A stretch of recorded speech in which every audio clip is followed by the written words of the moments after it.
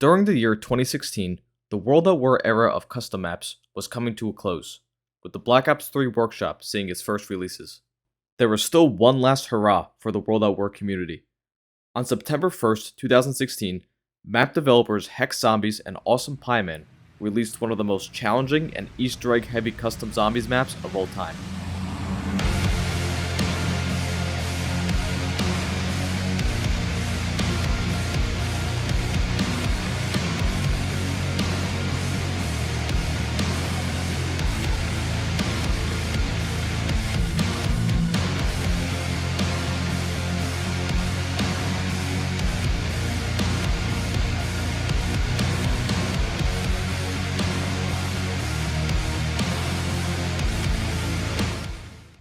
Before we get into the weeds here, I just wanted to plug my other custom map retrospectives.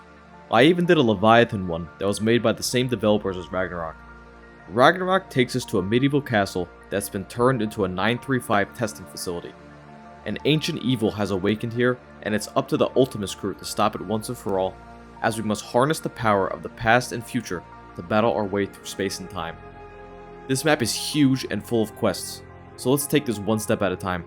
I'll leave timestamps on screen for the different sections of the video, but the first thing I want to explore is the map layout. We spawn on the outskirts of the castle in a little village area, and as you open up the first door, a plume of fire comes out of the ground, and a demon roars as purple skulls scatter around the map. These skulls are for the main wonder weapon of the map. We'll get back to it later. We work our way through another house, and this time going through tight hallways and stairwells until we come out the other side. From here, we get our first look at the castle and the long bridge that connects the village to it. The bridge is filled with electrical wires and equipment, leading us to assume that it's been retrofitted for experiments. As we approach the castle, we notice the main gates are closed, so we go around to a side room and flip a switch to open them. In this side area, a man calls out for us to help him. He's a scientist, and the main focal point of this map's main quest. More on him and that later. The main castle grounds are a wide open area good for training, but when you go inside, be prepared for tight corridors and stairs. Once you make your way to the roof, you can walk along the castle walls. Teleporter pads and switchers are scattered at each corner pillar. At the back of the castle, there's a way to work your way into a tower and up a spiral staircase, and at the very top you'll find power. After turning on power, the teleporter pads will become active, and the red teleporters from the map 5 will be available for you to use. They take you to a random teleporter each time, and they're found all over the map. Personally, I never get lucky when I use them, and always wind up gambling with them to take me where I want, and even though it's probably faster just to walk. Accessing Pack-a-Punch is a very easy process that takes inspiration from the map 5. On the castle curtain walls, there are a few switches you have to flip, and once all are flipped, an alarm will sound, and all of the teleporters will take you to the Pack-a-Punch room at the top of the tallest tower. The map makers thought they were funny, so they decided to put a giant insta-kill hole in the ground as soon as you walk out of the teleporter, so look out for that. The general gameplay loop with this map is like your typical zombies map but ramped up. There are plenty of expensive doors, and traversing the map is not easy mid-round. All of the main Black Ops perks are on this map, with the addition of Vigor Rush and Porternade. Vigor Rush is a fantastic perk that increases the damage of your bullets, but costs just as much as Pack-a-Punch. Porternade is a unique perk that allows you to teleport to the location of the grenade that you throw. I don't find it too useful in general gameplay, but it's required for the main quest. Speaking of perks, Stamina Up is 100% required for this map, as it's ginormous, and you need all the sprint speed you can get. Jug is obviously needed as with any other zombies map, but it's found at the end of the tightest hallway possible, and it's in a room that only has that one entrance, so it's practically inaccessible mid-round. There are a few cool traps on this map too. There are 4 Tesla coils that are in great locations and kill zombies quite well. There's also a laser trap in the dungeon area that absolutely destroys the whole area, including you. As you work your way through the map, you'll come across these rainbow crystals that you can pick up and store in your inventory. They're used for some parts of the Easter egg, but also contain some secrets. There are many crystal holders around the map that you can drop them in. In particular, there's one on the castle walls that will give you a free perk slot if you drop a whopping 45 crystals into it. Some other holders will give you different power-ups or points depending on how many you put in. Ragnarok has plenty of special enemies to spice up the gameplay, and as early as round 12, Panzers and Flesh Pounds will begin to spawn. You may be thinking, oh, round 12 isn't that bad, but considering the amount of doors on this map, you might not have even Pack-a-Punched yet. The Panzers are a much faster and much more aggressive version of the Dreisendracht Panzer, and the Flesh Pounds are a melee-only enemy that gets enraged when you shoot them. Once enraged, they turn red and run at you with lightning speed. If they get onto you, it's almost impossible to escape. At the start of round 15, a cutscene begins to play, and a monstrous enemy known as the Patriarch spawns inside of the castle.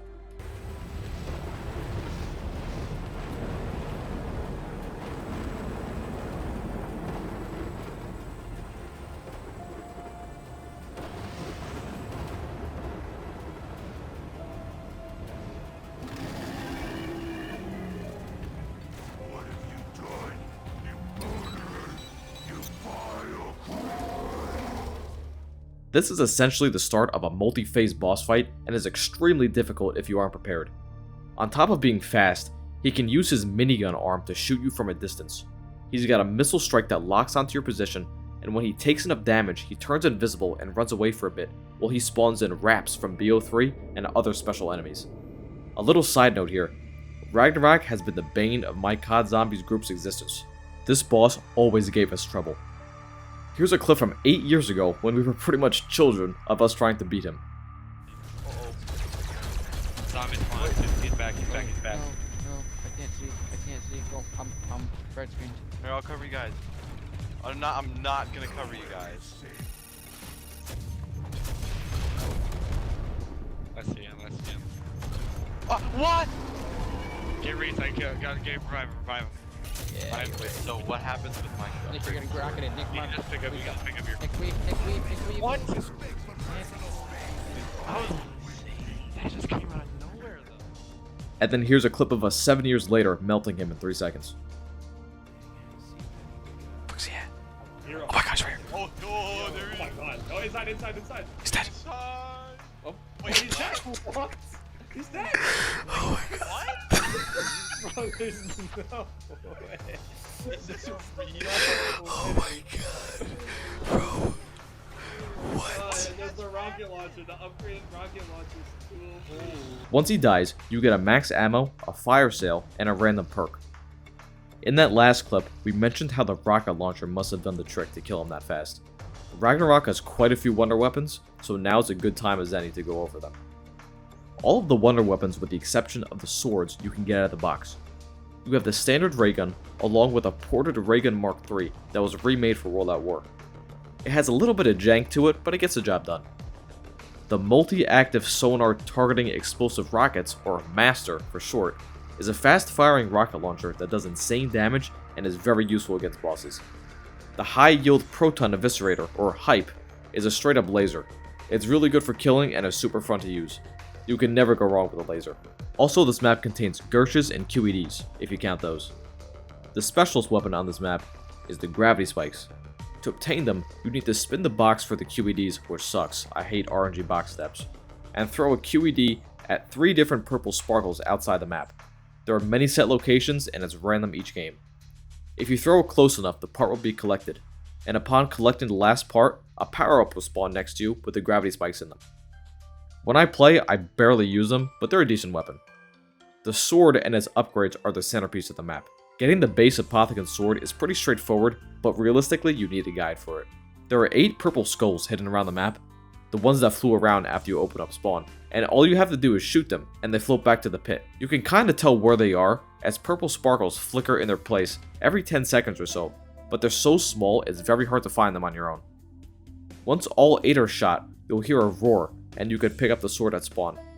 It's not like Black Ops 3 and it takes up a weapon slot, but it works a little bit differently, and you can swing it like normally, but it has an ammo capacity, and once that's gone, it'll do no damage.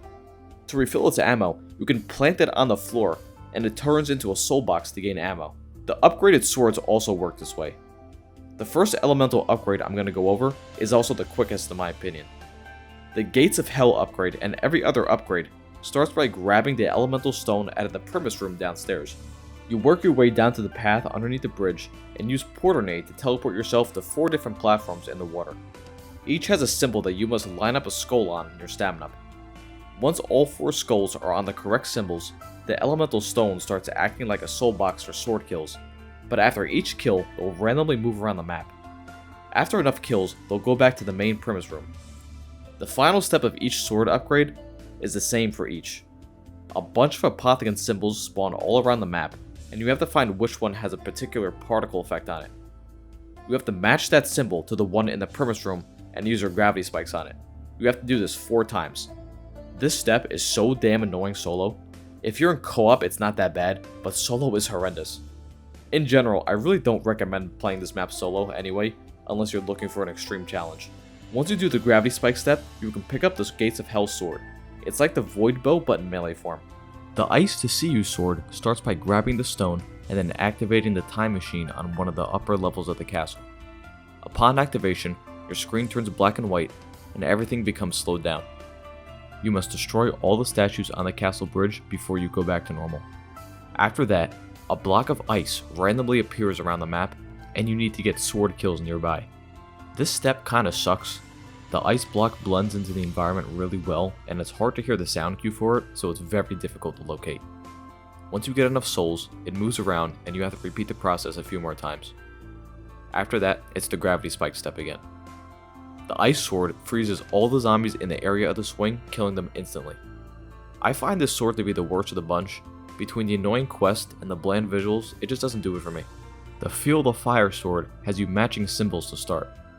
When you turn on the laser trap in the dungeon, a symbol will appear and you have to shoot the stone when it's passing the matching one as it floats by.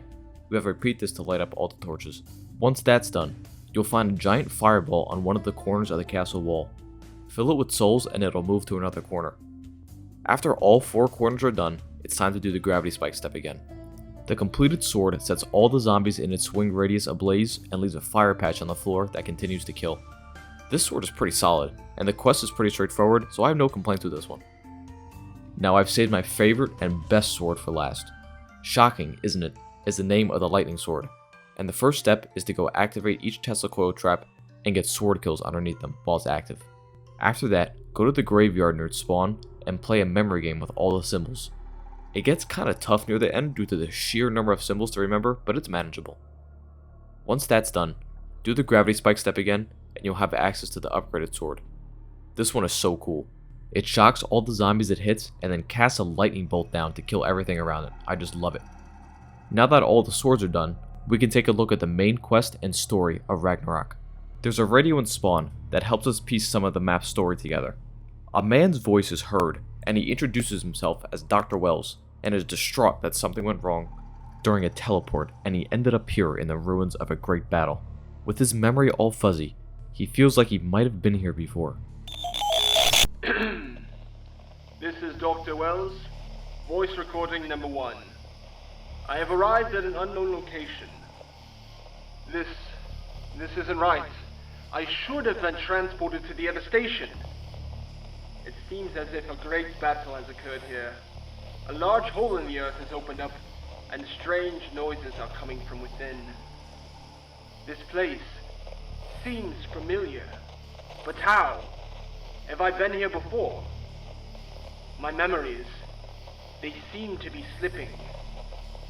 What if I have not only traveled through space, but time as well? There are other physical radio locations on the map, but they don't play any logs unfortunately. I really wish they did so the story could be expanded upon just a little more. I even checked the files for anything that I might have missed and came up short. Now, if you're a returning viewer of my channel, you might remember the name Dr. Felix Wells from the map Leviathan that I did a retrospective on a few months ago. Make sure to go watch that to get more of his backstory. But in short, he was the head of Hyperion Industries that ran the Leviathan research facility that was looking into ancient ruins, which led them to being overrun by the undead. At the end of the main quest, we teleported Dr. Wells and he traveled through the ether. I know this is a lot to take in, but bear with me for a bit. The man in the bunker that I mentioned before that we meet in Ragnarok introduces himself as a research assistant named Felix, a younger version of Dr. Wells presumably. Throughout the main quest, he has some random idle voice lines that foreshadow his involvement with the Leviathan project. Take a listen to some. I have a passion for mythology, specifically sea creatures like the Kraken and Leviathan. Sorry, I seem to have swallowed a bug. When this is all over, I plan to start my own company. How does Hyperion sound? Now to actually get into the main quest. To start off, we have to go talk to Felix. He notices us exploring the castle and calls out for help. He says that we need to get his journal from the library, which contains valuable information. Hello? Hello? Who's there? Oh, thank God. I thought I was the only one left. My name is Felix. I am a research assistant. Well, at least I was. Until they came. Maybe you can help me. Help end this nightmare. You need to find my journal. It's somewhere in the library. It contains all the information we need. We go get his journal from the library and give it back to him. He tells us of these gateways that we could open using the upgraded swords. Yes, that's it. You have found my journal. With this we may still stand a chance. Before these events transpired, there were these anomalies. The scientists had no idea what they were, but I believed them to be portals, gateways to another dimension. We created these electrical arrays to track and open these anomalies. Strangely enough, the ancient weapons we discovered in the dungeon responded to these gateways and the arrays, mainly the one under the bridge. Try using the swords down there. We may be able to cause another event. I warn you though, this sudden appearance of massive energy may stop you from obtaining these swords, so get them while you still can. We have to slam the upgraded sword into the ground near stamina up, and this opens the gateway, and now 4 portals will appear in holes around the map. We have to use the perk Porternade to teleport into them and start a challenge. These challenges consist of parkour and mazes. The first one you do is a little deceiving, because the way the pillars are laid out, it seems like an easy way across. However, some of these are phantom pillars and you'll just fall right through. You have to keep an eye out for which ones the crows are able to land on in order to make your way across and grab the stone. The next is a true parkour experience with moving platforms. It was a little challenging at first, but you get unlimited tries as long as you have grenades and the wall buy is pretty close by. If you're able to time your jumps and get a feel for how much momentum you carry, this one should be a breeze. Our third challenge puts us in a maze with 2 flesh pounds. As long as you don't shoot them, you can maneuver around them pretty easily and find your way to the green stone. The final challenge is another parkour one, but with 2 paths.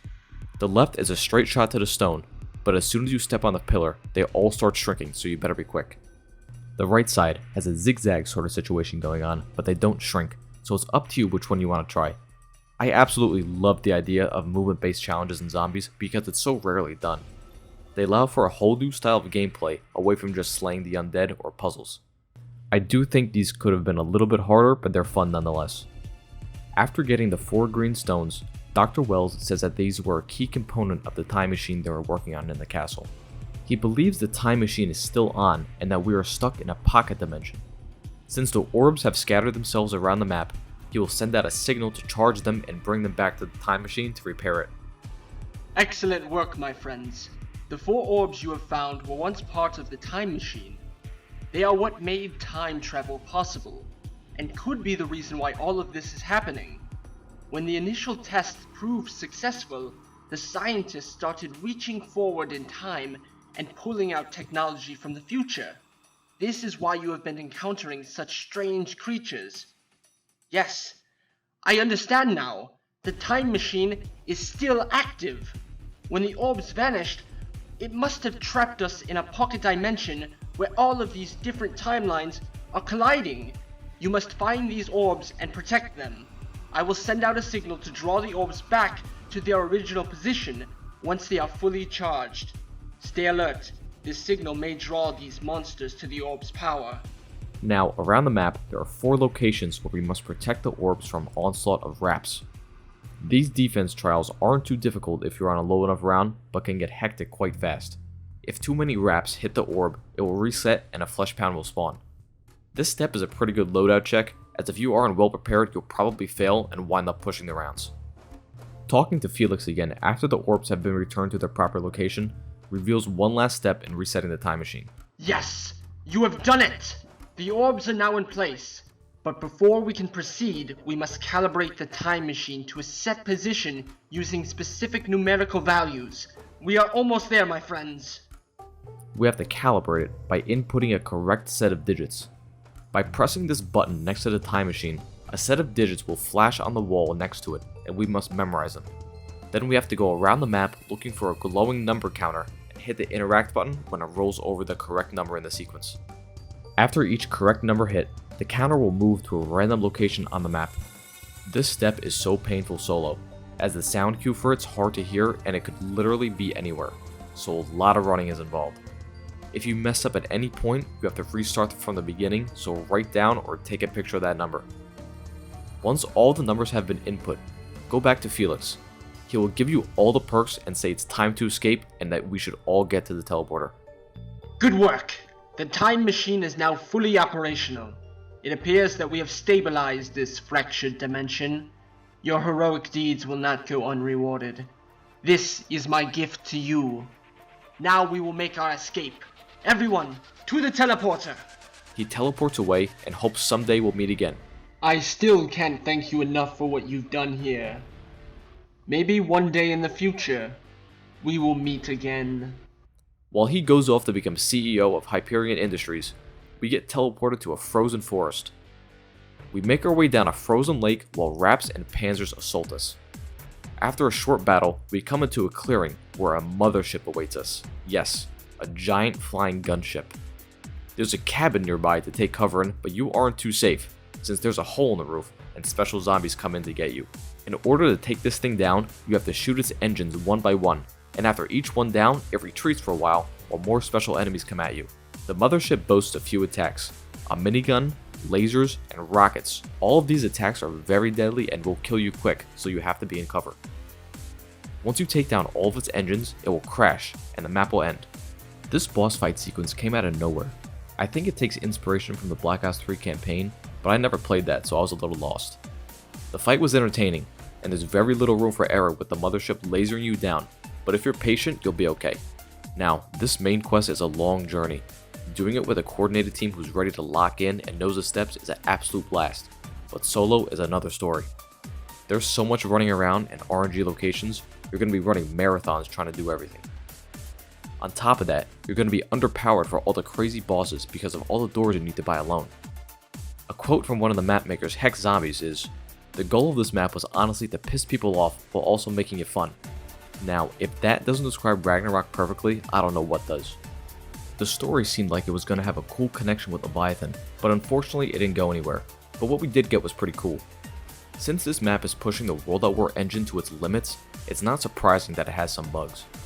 My friends and I have a personal vendetta against this map. Every time we run it, something bad happens. We either die like idiots, someone's game crashes, or someone's internet dies. This was our last attempt.